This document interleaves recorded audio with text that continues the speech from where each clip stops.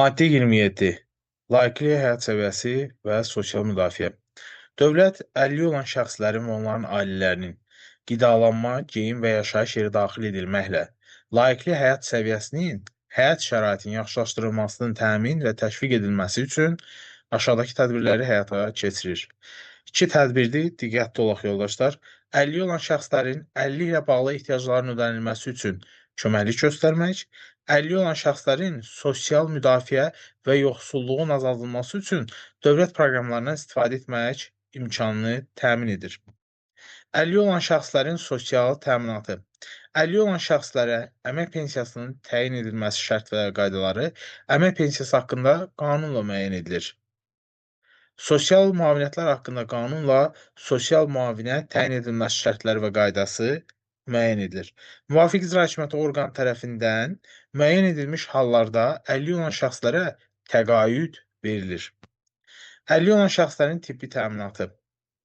Müvafiq icra hakimiyyəti orqanının müəyyən etdiyi qaydada dərman preparatları, tibb xidməti, ölkə hüdudları daxilində sanator kurort müalicəsi, həmçinin protez ortopedik məlumatları, diş protezləri, qiymətli metallarla hazırlananlar istisna olmaqla təmin olunur. Əlilliyi olan şəxslərin reabilitasiya vasitələrinin verilməsi. Əlilliyi olan şəxslərin reabilitasiya vasitələri ilə təmin edilməsi, müvafiq icra hakimiyyəti orqanının təsdiq etdiyi reabilitasiya vasitələrinin növlərinin siyahısına əsasən dövlət büdcəsi vəsaiti, dövlət icbari şəxsi sığorta vəsaiti və qanunda nəzərdə tutulan digər mənbələr hesabına həyata keçirilir. Diqqət yetirək yoldaşlar, reabilitasiya vasitələri 3 büdcə tərəfindən həyata keçirilir. 1. Dövlət büdcəsinin vəsaiti, 2. Dövlət icbari şəxsi sığorta vəsaiti, 3. Qanunda nəzərdə tutulan digər mənbələr hesabına həyata keçirilir. Əlilliyi olan şəxslərin bu maddə göstərilmiş reabilitasiya vasitələri ilə təmin edilməsi şərtləri və qaydasını müvafiq icra hakimiyyəti orqanı tərəfindən müəyyən olunur. Yəni, Nazirlik tərəfindən müəyyən edilir. Reabilitasiya vasitələrinin texniki, normativ, hüquqi aktlara uyğunluğuna nəzarət və onların əlilliyi olan şəxslərə yaşayış yeri üzrə verilməsi müvafiq icra hakimiyyəti orqanı tərəfindən həyata keçirilir. Demək ki, əlilliyi olan şəxslərin reabilitasiya vasitələri yaşayış yeri üzrə verilməsi qaydasını müvafiq icra hakimiyyəti orqanı tərəfindən həyata keçirilir. Əlilliyi olan şəxslərin mənzil təminatı. Əlilliyi olan şəxsin yaşayış sahəsinə ehtiyacı olan hesab edilməsinin əsasları və yaşayış sahəsinə ehtiyacı olan qismində çota alınması qaydası mənzil məcəlləsi ilə müəyyən edilir. Vəfat etdikdə, əlilliyi olan şəxs vəfat etdikdə, həmin çotun onun ailə üzvü üçün müvafiq icra hakimiyyəti orqanının müəyyən etdiyi qaydada saxlanılır. Əlilliyi olan şəxslərə sosial xidmət göstərilməsi qaydaları sosial xidmət haqqında qanunla tənzimlənir. Sosial xidmət müəssisəsində olması onların öz hüquqlarını və azadlıqlarını həyata keçirmək imkanını təmin edir və şəxsiyyətin tələbatının maksimum ödənilməsinə kömək göstərir.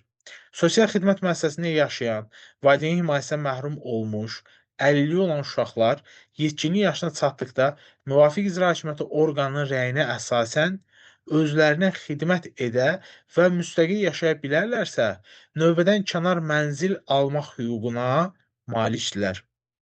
Əlilliyi olan şəxslərin sosial müdafiəsi və sosial təminatı sahəsində elektron xidmətlər müvafiq icra hakimiyyəti orqanının mərkəzləşmiş elektron informasiya sistemi vasitəsilə həyata keçirilir. Əlilliyi olan şəxslərin Azərbaycan Respublikası Konstitusiyasının 56-cı maddəsinə, Azərbaycan Respublikası seçki məcəlləsinə uyğun olaraq dövlət orqanlarına seçmək və seçilmək, habelə referendumda iştirak etmək hüququ vardır. Seçki məcəlləsinə uyğun olaraq seçkilərin təşkili və keçirilməsi zamanı səs vermək üçün xüsusi şərait yaradılması tələb olunan, əlilliyi olan şəxslərin seçkilərdə iştirak üçün bütün imkanlar yaradılır. Siyasi partiyaların, qeyri-hökumət təşkilatlarının, həmkarlar ittifaqlarının nizamnamələri və həmin təşkilatların fəaliyyətində əlilliyi olan şəxslərin iştirakını məhdudlaşdırılmamalıdır. Əlilliyi olan şəxslərin qeyri-hökumət təşkilatı, qeyri-hökumət təşkilatları haqqında qanuna uyğun olaraq yaradılır. İnzibati icraatda və məhkəmə icraatında iştirak edən və ixtisaslaşdırılmış vasitəçilərin köməyinə ehtiyacı olan, əlilliyi olan şəxslər ixtisaslaşmış vasitəçilərin xidməti ilə təmin edilir. Burada ixtisaslaşdırılmış vasitəçi dediyimiz, eee, surdo tərcüməçi, yəni əl hərəkətləri ilə tərcümələri həyata keçirənlər ola bilər. Əlilliyi olan şəxslərin hüquqlarının həyata keçirilməsi ilə bağlı tədbirlər dövlət, yerli özünü idarəetmə orqanları və qanunda nəzərdə tutulmuş digər mənbələr hesabına maliyyələşdirilə bilər. Dövlət büdcəsinin vəsaiti hesabına həyata keçirilməsi nəzərdə tutulan tədbirlərin maliyyələşdirilməsi müvafiq icra hakimiyyəti orqanına ayrılan büdcə təxsilatları daxilində həyata keçirilir. Əlilliklə bağlı məlumatların, o cümlədən ilkin statistik məlumatların toplanması müvafiq icra hakimiyyəti orqanı tərəfindən həyata keçirilir. Əlilliklə bağlı məlumatların toplanması, saxlanması, istifadəsi və yayılması zamanı insan və vətəndaş hüquqları və azadlıqları müdafiəsinə dair qəbul edilmiş beynəlxalq normalara, fərdi məlumatlar haqqında, rəsmi statistika haqqında, informasiya əldə etmək haqqında, məlumat azadlığı haqqında qanunun tələblərinə əməl edilməlidir. Bu maddəyə uyğun olaraq toplanmış məlumatlardan əlilliyi olan şəxslərin hüquqlarının həyata keçirilməsi zamanı qarşılaşdıqları maneələrin müəyyən edilməsi, aradan qaldırılması üçün istifadə edilir. Əlilliklə bağlı fərdi məlumatların mühafizəsinin təmin olunmaması qanunla müəyyən edilmiş məsuliyyətə səbəb olur. Beynəlxalq əməkdaşlıq sahəsində, o cümlədən beynəlxalq inkişaf proqramlarının əlilliyi olan şəxsləri əhatə etməsi və onlar üçün müəssər olması beynəlxalq əməkdaşlıq çərçivəsində informasiya, təcrübə və qabaqcıl layihələrin mübadiləsi yolu ilə mövcud imkanların genişləndirilməsi, tədqiqat sahəsində əməkdaşlığa yardım göstərməsi istiqamətində zəruri və effektiv tədbirlər həyata keçirilir. Əlilliyi olan şəxslərin hüquqları sahəsində monitorinq, deməli, əlilliyi olan şəxslərin hüquqları sahəsində dövlət monitorinqinin məqsədi bu sayədə dövlət siyasətinin həyata keçirilməsinin, cari vəziyyətin öyrənilməsi, çatışmazlıqların həyata keçirilməsi, dövlət siyasəti istiqamətlərinin və tədbirlərinin müəyyən edilməsidir. Əlilliyi olan şəxslərin hüquqları sahəsində dövlət monitorinqi müvafiq icra hakimiyyəti orqanının müəyyən etdiyi qaydada müvafiq icra hakimiyyəti orqanı tərəfindən həyata keçirilir. Əlilliyi olan şəxslər və onları təmsil edən ixtisaslaşmış qeyri-hökumət təşkilatları əlilliyi olan şəxslərin hüquqları sahəsində dövlət monitorinqi prosesində iştirak edə bilər.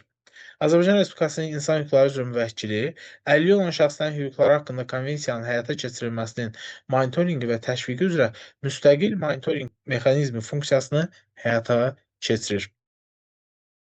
Deməli, qanun pozulmasına görə məsuliyyət Azərbaycan Respublikasının Cinayət Məcəlləsinə, Mülki Məcəlləyə, İnzibati Xətalar Məcəlləsinə uyğun olaraq məsuliyyət yaradır. Bir digər maddəmiz isə qanunun qüvvəyə minməsi ilə bağlıdır. Diqqətli olaq yoldaşlar, əlilliyi olan uşaqların və sağlam imkanların məhdudluğun qarşısının alınması, əlillərin və sağlam imkanları məhdud uşaqların reabilitasiyası və sosial müdafiəsi haqqında 92-ci il 25 avqust 284 nömrəli qanun ləğv edilir. Bu qanun qüvvəyə mindiyi gündən. Qanun 31 may 2018-ci il 1153 nömrəli